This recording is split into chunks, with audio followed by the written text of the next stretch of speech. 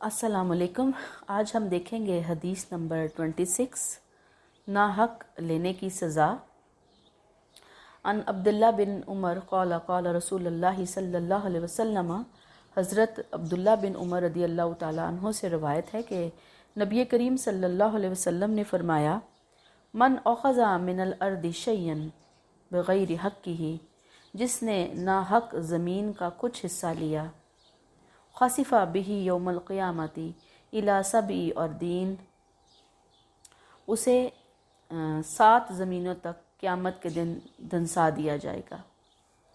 اب نبی کریم صلی اللہ علیہ وسلم نے اس حدیث میں ظلم اور بغیر حق کے زمین غصب کرنے پر وعید فرمائی ہے۔ اور پھر وہی بات جو حدیث نمبر 25 میں ہم نے پڑھی خیانت کے حوالے سے، کہ وہ جب آپ صلی اللہ علیہ وسلم کوئی بات بیان کرتے ہیں تو وہ فنڈامنٹلز ہوتے ہیں، وہ رولز ہوتے ہیں۔ ان فنڈامنٹلز اور رولز کو دیکھتے ہوئے ہم نے اپنی پوری زندگی کے اندر دیکھنا ہوتا ہے حقوق اللہ اور حقوق العباد میں، کہ جیسے ہم کہیں خیانت کے مرتکب تو نہیں ہیں۔ یعنی آپ نے ایک رول بتا دیا نا، اب اس کا یہ مطلب نہیں ہے کہ بھئی وہ 4 جگہوں پہ تو گھوڑے کے بارے میں، بکری کے بارے میں اور کپڑے کے بارے میں، سونا چاندی کے بارے میں خیانت نہیں کرنی، باقیوں کے بارے میں ہم آزاد ہیں، جہاں مرضی جو مرضی خیانت کریں، اور صرف تاجروں نے خیانت نہیں کرنی، باقی سب آزاد ہیں۔ نہیں، ایسا تو ہے ہی نہیں۔ آپ نے ایک رول بتا دیا ہے۔ اب ہر چیز کی ایک سنگل لائن کی تو نہیں نا آپ تشریح کر سکتے تھے، بتانا تو آپ کا کام ہی نہیں تھا۔ آپ نے فنڈامنٹلز بتائے ہیں، قرآن میں بھی فنڈامنٹلز ہیں، آپ صلی اللہ علیہ وسلم نے بھی فنڈامنٹلز بتا دیے ہیں۔ اب یہاں پہ بھی اس حدیث کے اندر ایک زمین کو ہائی لائٹ کیا، یعنی جو اگزامپل اٹھائی ہے ظلم اور ناحق لینے کے حوالے سے، غصب کرنے کے حوالے سے، کسی سے چھین لینے کے حوالے سے، کسی سے قبضہ کر لینے کے حوالے سے، تو یہ ایک اگزامپل ہے۔ اب اس اگزامپل کو حقوق اللہ اور حقوق العباد ہر جگہ آپ امپلیمنٹ کریں گے، اندازہ ہو جائے گا کہ جہاں کوئی کسی کے ساتھ کسی نے زیادتی کی، اس کا حق مارا، قبضہ کیا، بس ایون ظلم کیا، ایون خیانت کی، وہ ظلم کے اندر آتا ہے۔ اور جو کرے گا یہ، اللہ تعالیٰ پھر اس کو اس ظلم کی بہت سخت قسم کی سزا عطا فرمائیں گے۔ اب حدیث کا مفہوم کیا ہے کہ جس نے ناحق زمین کا کچھ حصہ لیا، اس کے بدلے اللہ اسے قیامت کے دن 7 زمینوں تک دھنسائے گا۔ 7 زمینوں کے اندر کچھ حصہ لیا، پوری زمین نہیں لی۔ 5 مرلے کا کسی کا پلاٹ تھا، کسی نے کیا کیا، جب اس حدیث کی میجرمنٹس ہوئیں تو 5 مرلے کے پلاٹ میں 7 والے کے پلاٹ سے 5 انچ، 10 انچ، 1 فٹ اس نے اٹھا کر اسے اپنی زمین کے اندر میجرمنٹ کروا لیا، چاہے وہ 1 فٹ بائی 1 فٹ کی جگہ ہو، یعنی اتنی چھوٹی سی جگہ ہو، چاہے وہ 5 فٹ بائی 5 فٹ کی جگہ ہو، چاہے وہ 1 بالشت بائی 1 بالشت کی جگہ ہو، وہ آپ نے اٹھا کر اپنی زمین میں شامل کی، اور آپ نے ڈیلیبریٹلی کیا یہ۔ اور اگر آپ نے جان بوجھ کے نہیں بھی کی، غلطی سے ہو گیا، تو آپ کا وہاں پہ کام تو بنتا تھا نا کہ کسی اچھے ایکسپرٹ کو لے جا کر میجرمنٹس کروائے جاتے، کہ غلطی کا امکان 99.9% نہ ہوتا، پھر بھی پرسنٹ میں کچھ ہو گیا، چلیں وہ اللہ معاف کرنے والا۔ آپ کی کہیں دور دور تک کوئی نیت تھی ہی نہیں کسی کی چیز پہ قبضہ کرنے کی، اور نہ آپ کا مزاج ایسا ہے کہ کسی کی ناحق چیز آپ اٹھائیں۔ تو آپ نے کسی کی اتنی چھوٹی سی زمین، 1 بالشت زمین بھی لی، ناحق کچھ حصہ لیا، تو قیامت کے دن اللہ اس کو 7 زمینوں کے اندر دھنسائے گا۔ اور حدیثیں دیکھیے ذرا اسی ٹاپک سے ملتی جلتی۔ آپ نے فرمایا، اب ظاہری بات ہے کہ اس زمانے میں اسی طرح کی ڈیلنگز ہو رہی ہوتی تھی نا، تو آپ نے انہی چیزوں کو زیادہ مثالوں کے ذریعے ہائی لائٹ کیا کہ آپ کے امتی اس قسم کی زیادتیوں سے بچیں۔ آپ نے فرمایا کہ جس شخص نے 1 بالشت زمین ناحق لی، اس کو محشر میں یعنی حشر کے دن اس زمین کی مٹی اٹھانے کی تکلیف دی جائے گی۔ اسے کہا جائے گا چلو جی اب یہ مٹی جو ہے نا وہ اٹھاتے ہی رہو ساری زندگی. آپ کہیں گے ایک بالشت زمین کی کتنی کی مٹی ہوگی؟ پھر وہ پتہ چلے گا خدا نخواستہ جس نے کیا ہوگا کہ وہ مٹی کتنی ہے اور کس حساب میں ہے، اور کتنی زمینوں کی مٹی جو ہے وہ بس پورا ٹائم بس مٹی اٹھانے کا ہی کام کرتا رہے گا. استغفر اللہ. یہ کوئی آسان چیز نہیں ہے، یہ کوئی چھوٹی چیز نہیں ہے کسی کے ساتھ اس طرح کی زیادتی کر جانا. اس حدیث کو ذرا ذہن میں رکھیں. اور آج کل اپنے جو قبضہ گروپ ہے نا، قبضہ مافیا گروپ، جس کا کام یہ ہوتا ہے لوگوں کی جائیدادوں پہ، لوگوں کی زمینوں پہ، لوگوں کے پلاٹوں کے اوپر قبضے کرنا. انہوں نے باقاعدہ اپنے گواہ رکھے ہوئے ہیں، انہوں نے باقاعدہ اپنے وکیل جج رکھے ہوئے ہیں، اور وہ لوگوں کے ساتھ زیادتیاں کر کے لوگوں کی چیزوں پہ جا کر ہتھیاتے ہیں، پھر قبضے کرتے ہیں. یا پھر ان کو وہ بیچارے غریب جو ہوتے ہیں، وہ جو نہیں جا سکتے کورٹ کچہریوں کے اندر، وہ پھر آتے ہیں ان کے سامنے رونے دھونے ڈالتے ہیں. پھر وہ کہتے ہیں اچھا ٹھیک ہے، 1,00,000 روپے کی چیز ہے، تم مجھے 50,000 روپیہ دو یا 20,000 دو تو پھر میں تمہیں یہ زمین واپس کرواتا ہوں. یا قبضہ کروا لی جا کر کسی بڑے گروپ نے، کوئی گروپ ہے اس طرح سے مافیا بنا ہوا ہے، اس کے لیے جا کر وہ کام کرتے ہیں، غریبوں کی زمینوں کے اوپر قبضہ کرتے ہیں. اس قدر ظلم ہے، اس قدر زیادتی ہے کہ قیامت کے دن دنیا میں بھی برکتیں ختم ہوتی ہیں خیر اس کے حرام سے، اس ظلم سے. آخرت میں تو پھر بہت شدید قسم کی اس کے ساتھ پنشمنٹ والا معاملہ ہوگا. آپ صلی اللہ علیہ وسلم نے فرمایا کہ جس نے ایک بالشت زمین از راہ ظلم لی، میں نے ابھی بتایا نا آپ کو ایک بالشت کا معاملہ، ظلم کے طور پر ایک بالشت زمین. ایک بالشت کتنی ہوتی ہے؟ آپ اپنا ذرا ہاتھ کی انگل اٹھا کر دیکھیں ایک بالشت کیا ہوتی ہے. اللہ عز و جل اس کو تکلیف دے گا کہ وہ اس زمین کو وہاں حشر میں کھود دے گا یہاں تک کہ آخر 7ویں زمین تک پہنچے. یعنی وہاں کی زمین کا حساب کیا ہوگا؟ یہ تو ہم قرآن و حدیث میں دیکھتے ہیں کہ یہ جو دنیا کی زمین اور آسمان ہے، ان کو تو ختم کر کے ایک نیا زمین اور آسمان اس دن وجود میں لایا جائے گا. وہ زمین کس ٹائپ کی ہوگی، کیا اس کی سچویشن ہوگی، یہ سب عالم الغیب کے سے تعلق رکھنے والی باتیں ہیں. پھر قیامت تک اس کی گردن میں یہ توق ڈال دیا جائے گا. یہ جو توق ہے نا، زمینوں کا توق، اس کی گردن میں ڈال دیا جائے گا. توق کیا ہوتا ہے؟ جیسے کڑا نہیں ہوتا گول سا، اور وہ سخت سا کڑا ہوتا ہے کہ جب اسے گلے میں ڈالا جاتا ہے نا، پرانے زمانے میں قیدیوں کو یہ سزائیں دی جاتی تھی کہ یہ گلے میں وہ توق ڈالتے تھے کہ وہ گردن جو ہے نا وہ سائڈ پہ رائٹ لیفٹ نہیں ہو سکتی. جیسے آج کل آپ نے دیکھا ہوگا لوگ بیمار ہوتے ہیں، گردن کی پرابلمز ہوتی ہیں موروں کی، تو وہ کالر ڈالتے ہیں گلے میں.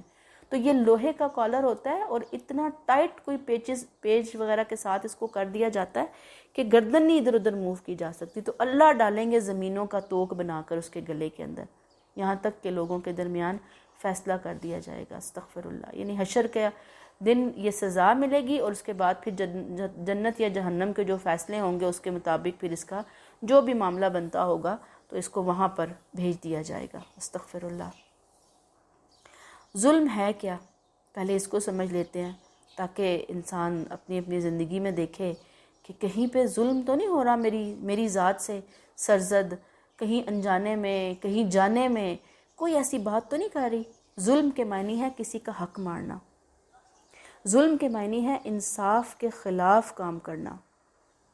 اور ظالم کون ہے؟ جو کسی کا حق تلف کرے، کسی کا حق مارے. کسی کا حق ہے نا میرے اوپر. جیسے سپوز دیکھیں کہ ایک جو شوہر ہے اس کے اوپر اس کی بیوی کا حق ہے کہ وہ اس کو نان نفقہ دے، اس کی ضروریات پوری کرے، اس کے ساتھ حسن سلوک کرے. یہ اس کا شوہر کی ذمہ داری ہے اور بیوی کا اس کے اوپر حق ہے. اب جو شوہر یہ کام نہیں کرتا، یعنی نہ اس نے اپنی بیوی کو کبھی صحیح طرح ڈھنگ سے خرچہ دیا، نہ اس کے حقوق پورے کیے، تو وہ کیا کر رہا ہے؟ بیوی کے اوپر ظلم کر رہا ہے. یہ ظلم حقوق اللہ میں بھی آئے گا، یہ ظلم حقوق العباد کے اندر بھی آئے گا. اب حقوق اللہ کے اندر ظلم کیسے آئے گا؟ کہ قرآن کہتا ہے نا کہ ان الشرک لظلم عظیم. شرک بہت سب سے بڑا ظلم ہے. کیوں؟ اللہ نے ہمیں پیدا کیا، اللہ نے ہمیں تخلیق کیا، وہ ہمارا خالق ہے، مالک ہے، رازق ہے، نفع و نقصان کا مالک ہے. اب ہم یہ جو کوالٹیز اس کو دینی تھی، اس کے ساتھ ساتھ ہم کہ ہاں وہ فلاں پیر، وہ فلاں بابا، وہ فلاں نیک ہستی جو ہے وہ بھی ہمیں اس مشکل سے نکال سکتی ہے، وہ بھی ہمیں فائدہ دے سکتی ہے، وہ بھی ہمیں نقصان دے سکتی ہے. تو ہم نے کیا کیا؟ اللہ کے ساتھ کسی کو شریک ٹھہرا لیا. ایون ڈاکٹر کو کہ ڈاکٹر نے شفا دی ہے مجھے. بھئی ڈاکٹر کون ہوتا ہے شفا دینے والا؟ اللہ چاہیں گے تو ڈاکٹر کے ہاتھ میں شفا ڈالیں گے، شفا بھی اللہ ڈالتے ہیں، اصل شفا دینے والا اللہ ہے. تو جس نے یہ کیا، اللہ کے ساتھ شرک کیا، اس نے ظلم کیا. اللہ نے قرآن میں کہہ دیا کہ بے شک اللہ شرک نہیں معاف کرے گا، اللہ جو چاہے گا گناہ معاف فرما دے گا، جس کو چاہے گا معاف فرما دے گا. تو اللہ نے فرما دیا کہ ان الشرک لظلم عظیم، شرک بہت بڑا ظلم ہے. تو اب جس نے یہ شرک کر رہا ہے، جانے میں یا انجانے میں، شرک اکبر ہے یا شرک اصغر ہے، وہ ظلم کر رہا ہے. شرک اصغر کیا ہے؟ کہ جس نے آپ صلی اللہ علیہ وسلم نے فرمایا کہ ریا والی نماز پڑھی، یعنی آپ نماز پڑھ رہے ہیں، آپ پہلے پڑھتے تھے 3 منٹ میں 4 فرض، جلدی جلدی اٹھے بیٹھے، رکوع سجدہ قیام، یہ جاتے وہ جا. اب آپ کے گھر میں، آپ کے روم میں آپ کی کوئی بہت فیورٹ ہستی آ گئی ہے، بڑی آ گئی ہے، آپ اس کو امپریس کرنا چاہ رہے ہیں، آپ اسے بتانا چاہ رہے ہیں کہ دیکھو میں کتنی نیک اور متقی ہوں. اور آپ نے وہ جو 3 منٹ والی نماز تھی نا، اب اس کو دکھانے کے لیے آپ نے 3.5 منٹ میں ختم کی. ذرا تسلی سے پڑھ لی. وہ جو آدھا منٹ آپ نے ایکسٹرا لگایا کسی کی خاطر، اللہ تعالیٰ نے وہ 3.5 منٹ کی نماز ہی قبول نہیں کرنی. اللہ تعالیٰ نے ہمیں بتا دیا کہ وہ منہ پہ ماری جائے گی نماز، کہ وہ جس کے لیے پڑھی ہے جاؤ اسی سے بدلہ لو. تو جس نے دکھاوے کی نماز پڑھی اس نے شرک کیا. تو شرک کیا ہے؟ ظلم ہے، ظلم کیا اس نے. جس نے دکھاوے کا کوئی بھی عمل کیا، کوئی بھی نیکی کا کام کیا، زکوٰۃ دی، صدقات دیے، پیچھے ہم پڑھ کر آئے کہ ریا کاری کے طور پر جو خرچ کیا جاتا ہے، دکھاوا، نام و نمود، اسراف، یہ سب کیا کر رہا ہے؟ وہ ظلم کر رہا ہے. اپنے مال کے ساتھ ظلم کر رہا ہے، اپنے جو اس کو شکر گزار بندہ بننا تھا اس معاملے میں وہ ظلم کر رہا ہے. یعنی ایک تو گناہ وہ ہے نا کہ جو ناشکری اس نے کی ہے، اس مال کے ساتھ اس نے اسراف کیا ہے، اس نے ریا کی ہے. یعنی ریا ایک الگ چیز چل رہی ہے، سائیڈ بائی سائیڈ اس کی ذات سے ظلم کا صدور ہو رہا ہے. تو وہ ظلم ایسی چیز ہے کہ جو کسی کا حق بنتا تھا، جو اللہ کا حق بنتا تھا، اس نے اللہ کو اس کا حق نہ دیا، اس نے ظلم کیا. شوہر نے بیوی کا حق نہ دیا، شوہر نے ظلم کیا. بیوی نے شوہر کا حق نہ دیا. کیا حق بنتے تھے بیوی کے؟ بیوی کی کیا ذمہ داری تھی؟ کہ اپنی عزت اور عصمت کی حفاظت کرتی. شوہر ہے تو شوہر کے ساتھ ہی تعلقات ہوں گے، کسی اور کے بارے میں پھر شادی کے بعد، شادی سے پہلے بھی نہیں سوچنا، بعد میں تو بدرجہ اولا نہیں سوچنا. اس کے گھر کی، اس کے مال کی، اس کی اولاد کی، اس کی ہر چیز کی کیئر کرنی، اس کی مرضی کے مطابق زندگی کے اندر قدم اٹھانا. تو اب یہ کیا ہے؟ شوہر کا حق ہے بیوی پر. اگر بیوی نہیں کرتی، بیوی ظلم کر رہی ہے. بچے والدین پر ظلم کرتے ہیں، والدین بچوں کے اوپر ظلم کرتے ہیں، بھائی بہنوں کے اوپر، بہن بھائیوں کے اوپر، دوست احباب، رشتہ دار، ملنے جلنے والے، ملازمین اپنے آقا کے اوپر، یعنی اپنے جو ہیڈ جو ہے وہ ملازمین کے اوپر. گویا ایک ظلم کی لمبی داستان ہے. آپ ایک لسٹ بناتے چلے جائیں کہ جہاں بھی کوئی کسی کا حق مارے گا وہ ظلم کرے گا. اور جو ظالم ہے اس کی سزا کیا ہے؟ آپ دیکھیے یہاں پر ظلم کی مذمت کیا کی اللہ تعالیٰ نے. قرآن و حدیث میں ظلم کی سخت مذمت کی گئی ہے. ارشاد باری تعالیٰ ہے واللہ لا یہدی القوم الظالمین. سورہ آل عمران کی آیت ہے. اللہ ظالموں کو ہدایت نہیں دیتا. یہ پسند نہیں کرتا کہ جملے کی جگہ ہدایت نہیں دیتا اللہ ظالموں کو. ظاہری بات ہے کہ ظالم سب سے بڑھ کر اللہ کے نافرمان ہوتے ہیں. اور جب کسی کے پاس اقتدار ہو نا، اختیار، جیسے اللہ ہیں، وہ تو صاحب اختیار ہیں، تو کوئی بھی صاحب اختیار پرسنالٹی دنیا میں بھی کسی نافرمان کو پسند نہیں کرتی. وہ تو اللہ ہیں. اللہ بھی ظالموں کو پسند نہیں کرتے. اللہ تعالیٰ نے کیا کہا؟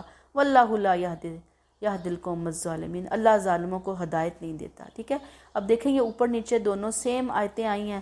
نیچے ترجمہ انہوں نے ٹھیک کر دیا، اللہ ظالموں کو ہدایت نہیں دیتا، آپ ایک لے لیں، اوپر والی چھوڑ دیں. ٹھیک ہے، یعنی ظالم پھر گمراہی میں بھٹکتے رہتے ہیں، اللہ ہدایت کے دروازے ان کے لیے بند کر دیتے ہیں، انہیں ٹریک پر آنے کی، صراط مستقیم پر آنے کی توفیق ہی نہیں ہوتی۔ استغفر اللہ۔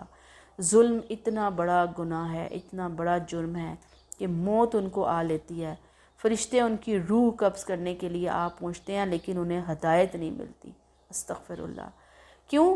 کہ ان کی زندگی کے اندر ظلم ہے، وہ کسی کے ساتھ زیادتی کر رہے ہیں، کسی کی آہیں لے رہے ہیں۔ اللہ سے بہت زیادہ دعا مانگنے کی ضرورت ہے۔ رک کر، جیسے پیچھے ہم نے خیانت کے بارے میں پڑھا، اب ہم ظلم کے بارے میں پڑھ رہے ہیں۔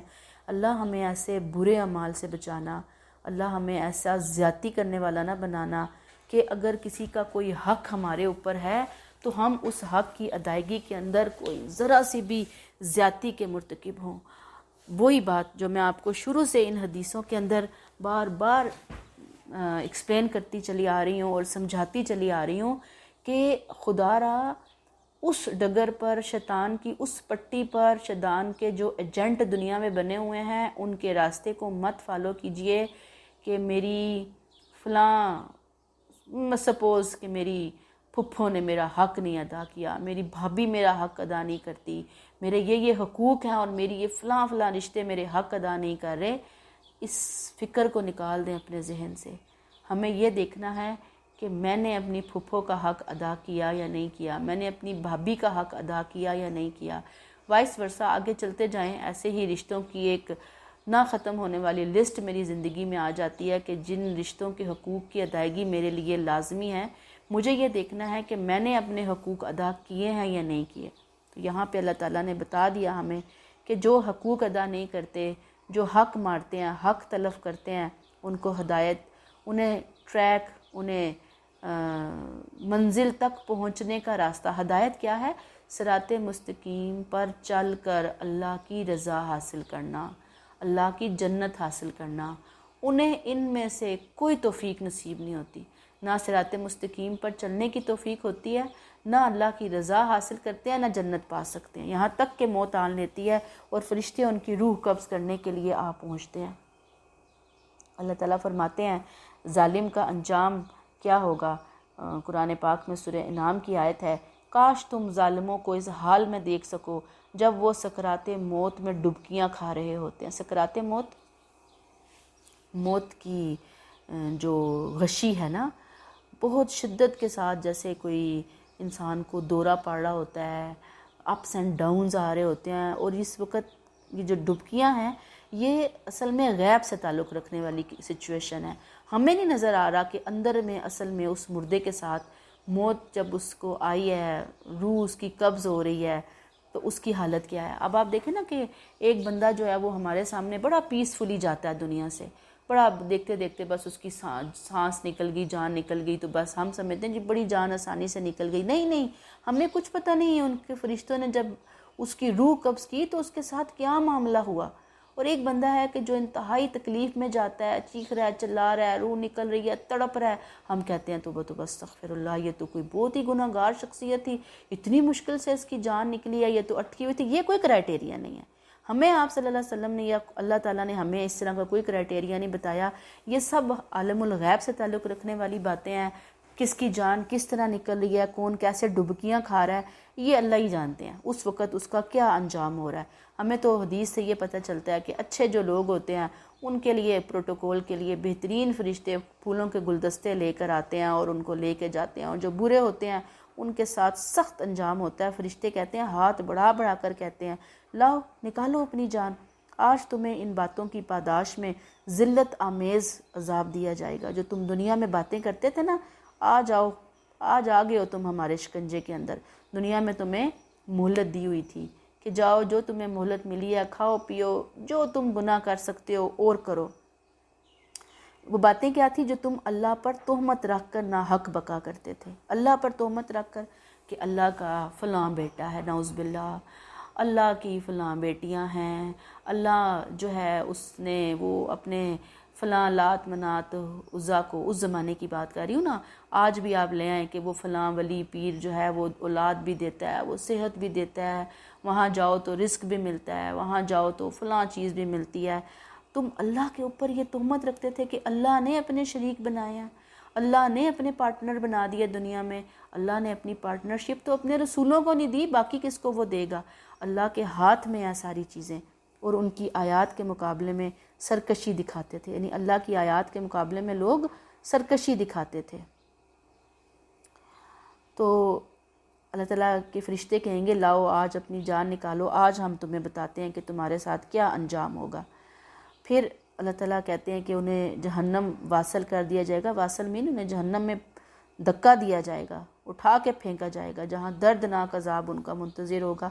سورہ دہر کی آیت ہے وَالظَّالِمِينَ أَعَدَّ لَهُمْ عَذَابًا أَلِيمًا، جہاں تک ظالموں کا تعلق ہے اللہ نے ان کے لیے دردناک عذاب تیار کر رکھا ہے۔ استغفر اللہ۔ یہ ظالموں کا عبرتناک انجام کیوں بتایا جا رہا ہے؟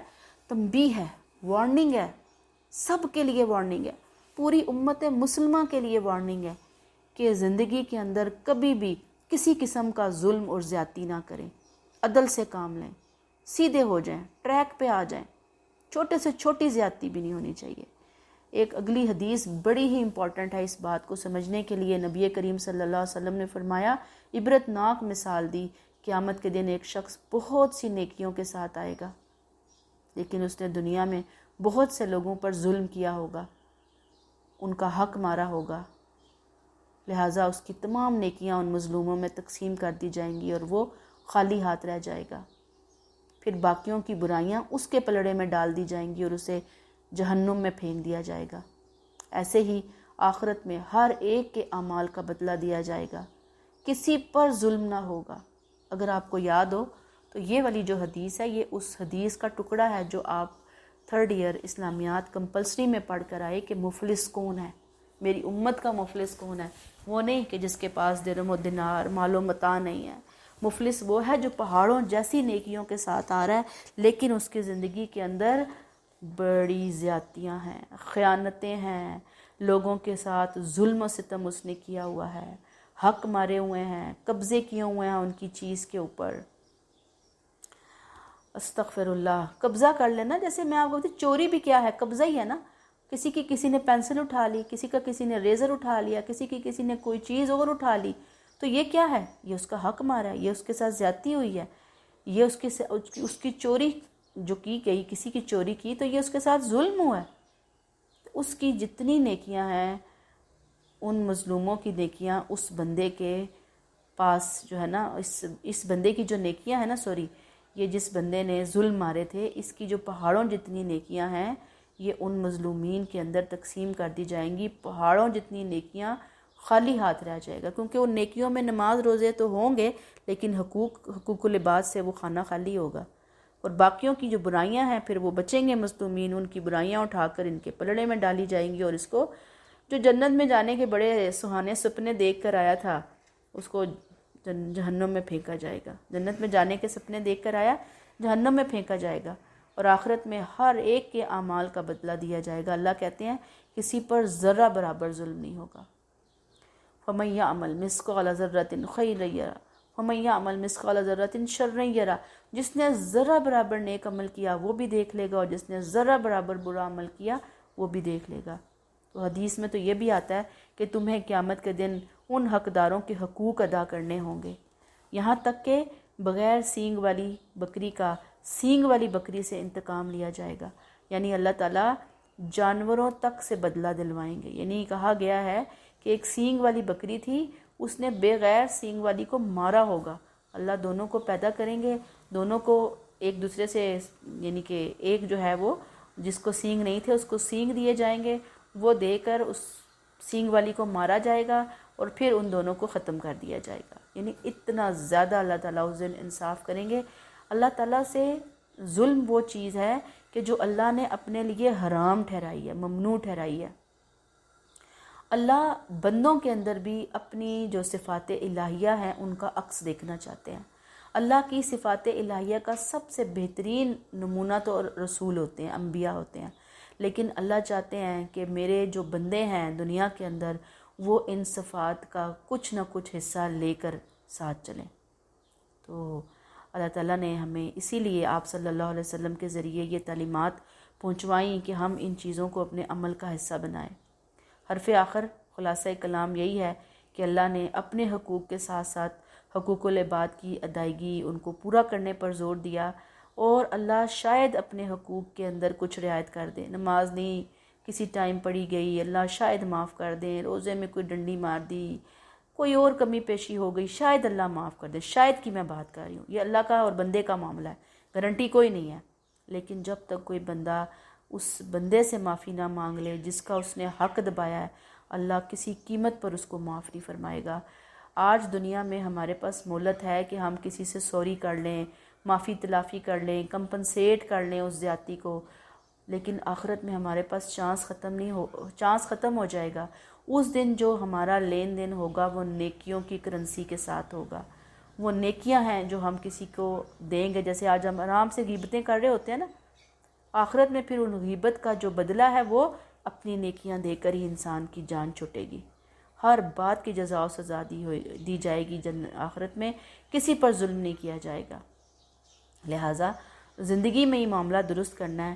اللہ نہ کرے کہ وہ دن آ جائے کہ انسان کچھ نہ کر سکے اور پھر خالی ہاتھ ہو، اور پھر وہ منہ لے کر اللہ کے حضور جائے، اتنا برا منہ کہ منہ دکھانے کے، کہتے ہیں نا کسی کو قابل نہ رہے کہ امتی تھے آپ صلی اللہ علیہ وسلم کے، حالت دیکھیں ان امتیوں کی، تو شرم کے مارے انسان کا برا حال ہو۔ اللہ ہمیں ہدایت عطا فرمائے۔ السلام علیکم۔